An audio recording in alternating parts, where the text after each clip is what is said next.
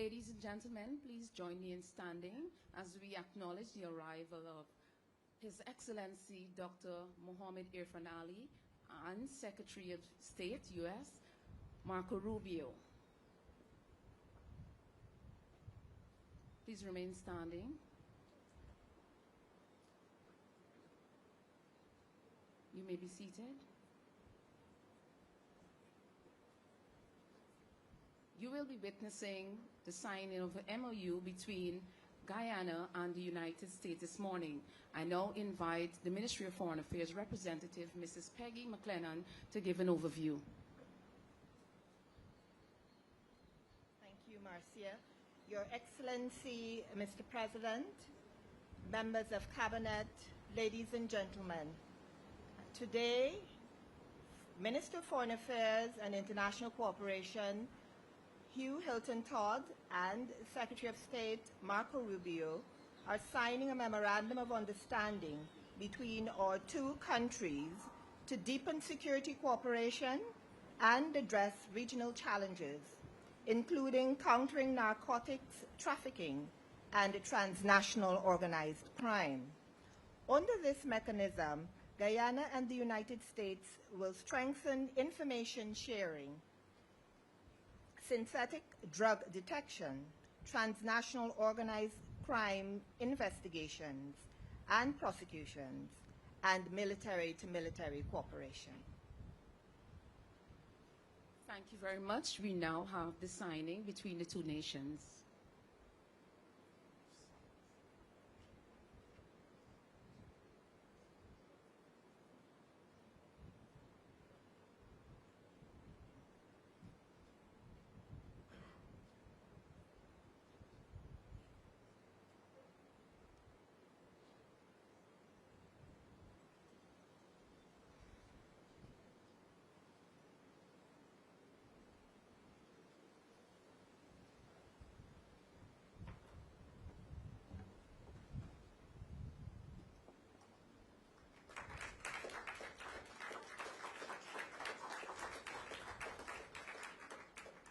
Thank you very much, and now invite His Excellency to address us.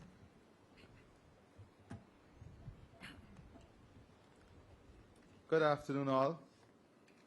Secretary Rubio, you're no stranger to Guyana. Secretary Rubio has been and continues to be a strong advocate for Guyana's development, democracy, and peace. He has consistently demonstrated his personal commitment to the national rule of law, democracy, and security. Guyana and the United States share a long bond of friendship and partnership. Indeed, the best of partnership are those built on shared values, mutual trust, and a commitment to the rule of law and international order. This is what underpins our bilateral relationship and friendship. The United States is our trusted partner as we continue to build a stable, secure, and democratic society here. This visit has allowed us to consolidate our bilateral agenda, defining policies and outlining clear intentions in areas of security, trade, energy, investments, infrastructure, democracy, regional peace and stability, human capital deployment and development. I am very pleased at the reassurance of the U.S. in ensuring the safeguard of our territorial integrity and sovereignty. Our partnership and joint commitment to the safeguard of this region from every disruptive force is key to the maintenance of democracy and an adherence to the rule of law. The threats from Venezuela were specifically discussed. Their blatant violation of the ICJ order and Argyll Declaration were noted. Our joint commitment in enhanced partnership in combating transnational crime, inclusive of narco trafficking, human trafficking, money laundering, and all forms of smuggling is reflected in the enhanced MOU signed today. We have reassured our partner that we will continue to ensure all international and local labor laws are adhered to in the hiring of regional and international labor. Further, with our expanding healthcare system and critical shortage of human capital, we will explore areas of collaboration in filling existing gaps. We were able to identify key infrastructure that are also critical to regional development as possible areas for investment and development.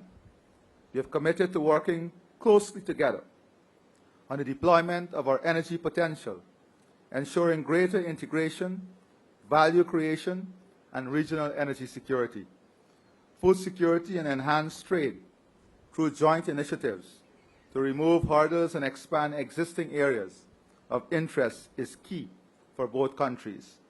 I'm confident that the outcome of this visit has further aligned our policy agendas, shared commitment and partnership that will see enormous benefits for our two countries and the region.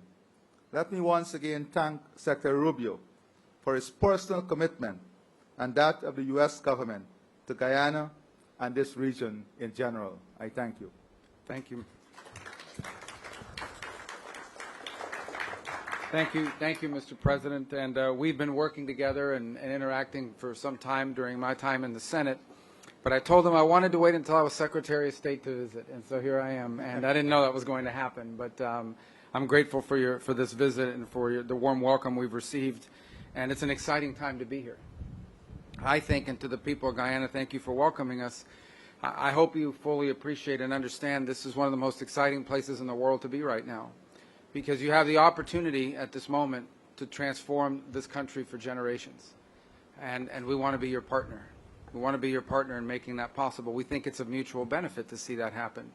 I get to visit in this job, already have, a number of countries in the 9 weeks. I've only been on the job for 9 weeks, so let the record reflect after 9 weeks was one of my first visits here that I've taken abroad. But we get to visit a lot of countries, and when you visit, you have some countries, unfortunately, are facing tremendous challenges, and they're just looking to stabilize. Other countries are looking to improve and make progress.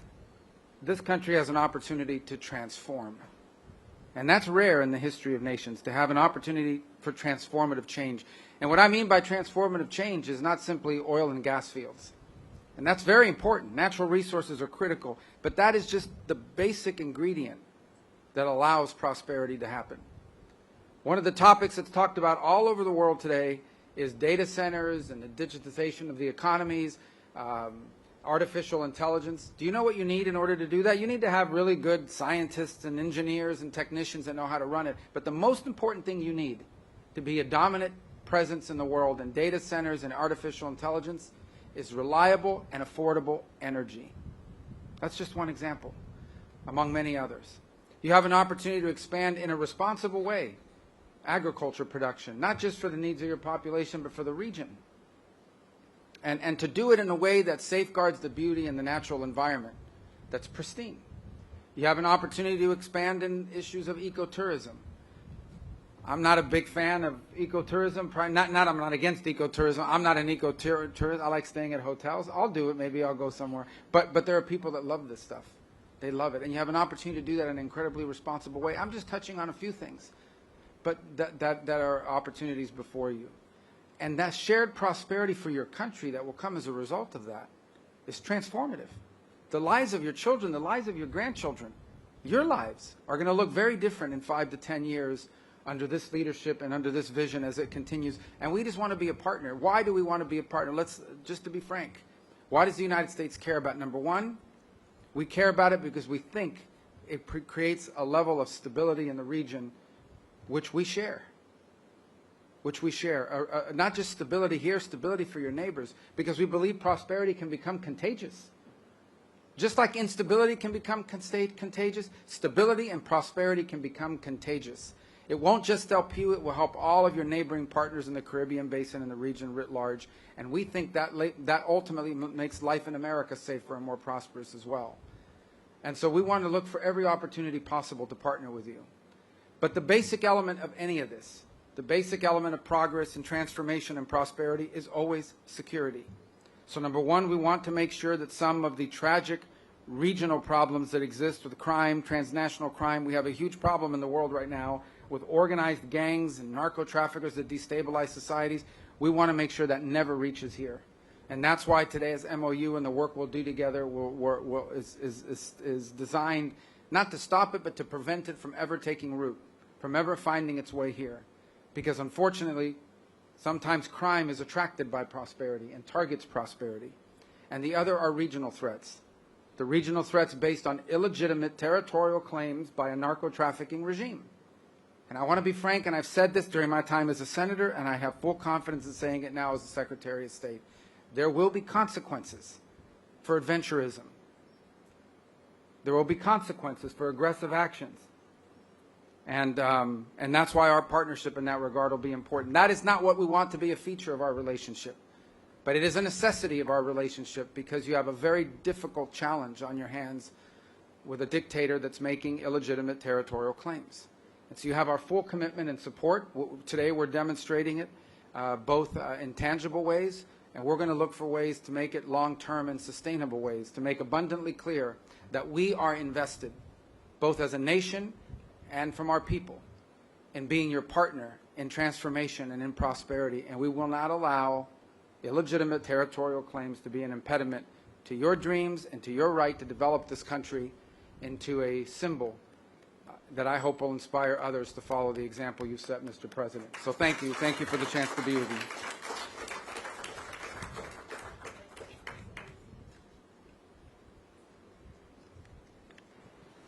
Thank you very much, Excellency and Secretary Rubio. Members of the media, in the interest of time, we will accommodate 4 questions. We will feed 2 questions from the local media and 2 from our visiting media. I recognize Stabrook News from the local media as well as Mr. Campbell from the local media. From the visiting media, okay, you represent. Good, great. And all right, we'll start with Marcel from Stabrook News. Hi. Good afternoon. Good afternoon. Marcel Thomas from the Stabrook News. You just spoke of consequences for aggressive actions and that the U.S. is Guyana's partner. Given Venezuela's unprovoked aggression towards Guyana, I want to know if your country would stand by Guyana militarily if Venezuela were to attack this country, and what would be the U.S.'s response should Venezuela attack U.S. oil major ExxonMobil, which is operating in Guyana's waters? It would be a very bad day for the Venezuelan regime if they were to attack Guyana or attack ExxonMobil or anything like it. It would be a very bad day, a very bad week for them, and it would not end well for them. I'm not going to get into details of what we'll do. We're not big on those kinds of threats. I think everybody understands, and I want it to be clear. We've made this clear repeatedly. I think the U.S. Navy today is making it clear and demonstrating our ability to. We have a big Navy, and it can get almost anywhere. It can get anywhere in the world. We have commitments that exist today with Guyana. We want to build on those, expand on those, and we'll leave it for the appropriate time. But suffice it to say that if that regime were to do something such as that, it would be a very bad move. It would be a big mistake for them. We now invite from our visiting media, please remember to identify yourself and the media host you represent. Hi. Thank you. Hello, Mr. Hi. Secretary. Hello, Mr. President. Thank you for taking questions from us. We appreciate it. Humayra Pamuk from Reuters. Mr. Secretary, a Turkish student in Boston was detained and handcuffed on the street by plainclothes agents. A year ago, she wrote an opinion piece about the Gaza war. Could you help us understand what the specific action she took led to her visa being revoked? Yeah, and what was your State Department's role in that process? We revoked her visa. It's an F1 visa, I believe. We revoked it, and here's why. And I'll say it again. I said it everywhere. Let me be abundantly clear, okay? If you go apply for a visa right now, anywhere in the world, let me just send this message out. If you apply for a visa to enter the United States and be a student, and you tell us that the reason why you're coming to the United States is not just because you want to write op-eds, but because you want to participate in movements that are involved in doing things like vandalizing universities, harassing students, taking over buildings, creating a ruckus, we're not going to give you a visa. If you lie to us and get a visa and then enter the United States and with that visa participate in that sort of activity, we're going to take away your visa. And once you've lost your visa, you're no longer legally in the United States, and we have a right, like every country in the world has a right, to remove you from our country. So it's just that simple. I think it's crazy. I think it's stupid for any country in the world to welcome people into their country that are going to go to your universities as visitors. They're visitors. And say, I'm going to your universities to start a riot. I'm going to your universities to take over a library and harass people. I don't care what movement you're involved in. Why would any country in the world allow people to come and disrupt? Now, we gave you a visa to come and study and get a degree, not to become a social activist that tears up our university campuses. And if we've given you a visa and then you decide to do that, we're going to take it away. I encourage every country to do that, by the way, because I think it's crazy to invite students into your country that are coming onto your campus and destabilizing it. We're just not going to have it. So we'll revoke your visa, and once your visa is revoked, you're illegally in the country and you have to leave.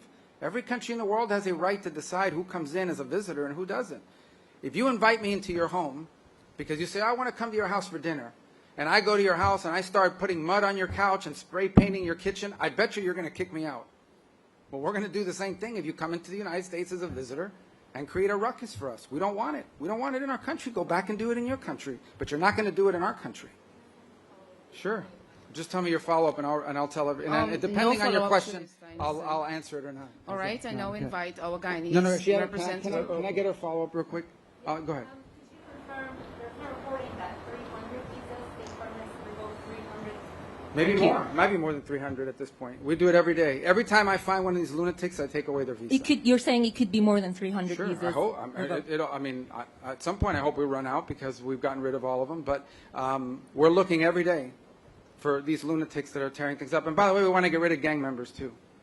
So Venezuela sent us a bunch of gang members. I'm sure you've heard of Tren de Aragua, Mr. President. Terrible gang, vicious gang. They flooded in there. Yesterday, just so everybody knows, yesterday, one of these gang members who was involved in New York City and attacking a police officer was deported back to Venezuela because they're now taking flights again, because of some strong measures we've taken. And this guy lands. This guy's a guy that attacked a police officer in New York City and laughed about it in court with a smirk on his face. When he gets off the plane in Venezuela, he's welcomed by this character named Diosdado Cabello. I don't know if you've heard of this guy. Yes. And he welcomes and hugging the guy. So does anybody have any doubt that these people are pushing these people into the United States to destabilize us in the region? So, yeah, we're looking for people like this, and we want to get them out of the United States. Absolutely. Thank you. We'll now feed a question from Guyana. Thank you. Kurt Campbell, Newsroom. President Ali, you've already spoken about how President Trump's tariff plans for China ships could affect regional trade. I just wanted to know if in your trade talks today, if that issue was specifically discussed yes. for Secretary of State Rubio. Yeah, I can tell you. Oh, you were asking him. I'm sorry. It's for both of you. What assurances can you give Guyana and this hemisphere in terms of stemming indirect consequences? Yes. Well, look, the goal the president has in doing so is we need to have an ability to build ships in this world that don't just come from China. Okay, I think it's just dangerous to have one country in the world building all the ships. I assure you that, and we don't want a war, but I mean, they're not going to build ships for us if we get in trouble, right? So we need to have alternatives to Chinese shipping. We're trying to create a market and a demand for alternatives to Chinese shipping construction. And I'm the first one to admit that the United States made a terrible mistake when we deindustrialized and we allowed all these industries to leave our country and go to other places. Now we're paying the consequences, but we have to fix it. So I do believe, I can't speak, the trade portfolio does not belong to the Department of State, but I do believe that we will take this back because we've heard this not just here, Mr. President, we've heard it throughout our visits here in the Caribbean, and we're going to take it back and explain to those who are in charge of trade policy that there are some implications to applying it to certain nations who are partners and who are seeking to develop their economies in ways that I think serve the national interest of the United States, not to mention the national interest of our partner nations, and see what can happen. So I can't make a commitment to those exemptions because that's not something we handle at the Department of State. What I can commit to is that I will most certainly raise this issue as a recurring issue in multiple places, that it would have a real, detrimental effect on economic development. Maybe in 10 years it won't be an issue because there's been some diversification, maybe in 5. But right now it would be problematic. That message I'll take back to Washington and to my colleagues that are handling the trade portfolio, and and we'll see how the president decides to proceed. But rest assured, we will take that message back. Yeah, just to echo the sentiments that, yes, we did discuss it, and the region would have raised it also.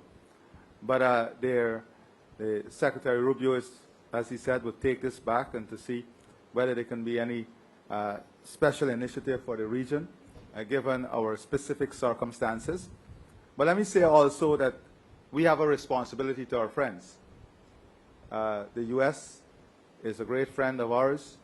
The U.S. would have made it very clear that they are ready to stand by us in our development, in our economic expansion, in our security, and in our defense.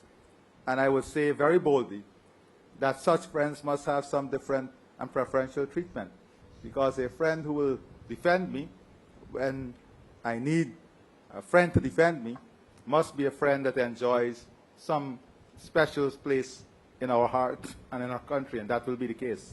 Thank you. And just quickly, illegal migration was also listed as a topic of discussion. Could you say what are the expectations from Guyana in this regard, and any discussions on third country deportation? Well, we want to work with you on that. I think that's a problem for you as well. I mean, obviously, because of a combination of your growing economy, labor needs, and your geography, you've been a place where a lot of people have come in. And I think you want it to be the right people, right? So I think if we have information that someone has entered your country who has bad intentions, we want to be able to share that with your government, because you don't want that. You don't want those, if we have information on a Trinidad gang member from Venezuela, we want to make sure that we have collaboration and we're sharing that information. If we have information that some narco trafficker is taking up shop here and has decided to try to turn this into a base of operation, which can lead to violence and warfare here, gang warfare, we want to be able to share that with you. We want to prevent these problems from happening. So from the perspective of Guyana, which is not a source country of migration to the United States per se, illegal migration, but it is a country that receives. Unfortunately, you're getting a lot of people. And not everybody that comes here, I mean, most people are probably here to work hard and so forth, but not everyone. So if we have information that someone is in your country that we know is a bad person, we want to be able to share it with you. We want to be able to share it with you very quickly. So that sort of information sharing, it has to be a cornerstone of this security agreement that we signed today and want to continue to expand upon. We will now feed our final question from our visiting media. Thank you so much. Vera Bergengruen with Wall Street Journal. They're very tough. Just watch it. Be careful. All right. No. Secretary Rubio, when you and President Bukele, you mentioned Trinidad several times, when you and President Bukele negotiated the deal to transfer the U.S. deportees to his prison in Secot, did you discuss any provisions to ensure that individuals mistakenly identified as gang members would have access to legal recourse, or that they can secure their release if they are wrongfully Yeah, we have that list was carefully vetted, provided to us by Homeland Security. We have confidence in it. What we negotiated is the reality that they in El Salvador comply with all the international requirements for imprisonment. So we sent them people, it was a combination of people, gang members, people we knew were involved in activities that were not productive to the United States, all of them removable in terms of our laws, all of them. Every single one of them was someone who was removable from the United States, irrespective, and MS-13 members, many of whom are Salvadoran, that we had identified as MS-13 members that they had helped us identify as well. So it was a combination of people that we sent.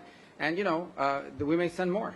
We'll see. I mean, it's up to their willingness to accept. But we're grateful to them for the opportunity to do that. And remember, one of the reasons why we had to send some of those people there is because at the time, Venezuela wasn't taking their people back. The Maduro regime, I say Venezuela, but it's not as a Maduro regime, was not taking their people back. They refused to take people back. Their own people. They have an obligation. If you are a country and someone is illegally in another country, you have an obligation to take those people back, whether they're criminals or not. Venezuela said they wouldn't take them back. So we had to find a place to send them, especially the ones that had records, or ones that we had strong suspicions and evidence that were involved in illicit activity. And so we had to send some to El Salvador because of that. Now they've taken them back. And one of them yesterday gets off an airplane, and this narco trafficker, Cabello, greets him and hugs him on the tarmac. Now what I heard, ultimately, by the way, is that some of these gang members we sent back were so bad to Venezuela, they were so bad that after hugging them, maybe not this guy, but I don't know, they had to put 4 or 5 of them back in jail because that's how dangerous these people are, even though they hugged them on the tarmac and put on this show. These are some really bad people. Tren de Aragua is one of the most dangerous gangs the world has ever seen. Okay? When they were held temporarily in Guantanamo while being transferred to Honduras, because that's when the Venezuelans picked some of them up, the Marines at Guantanamo said these are some of the roughest people we've ever interacted with. They were worse than the Al-Qaeda guys that were in their jails. Think about that. So that's who we're getting rid of, and we want to get rid of more of them. Ladies and gentlemen, members of the media, this brings the end to our media conference, and I would like to invite His Excellency and Secretary Rubio for a photo op right on the stage.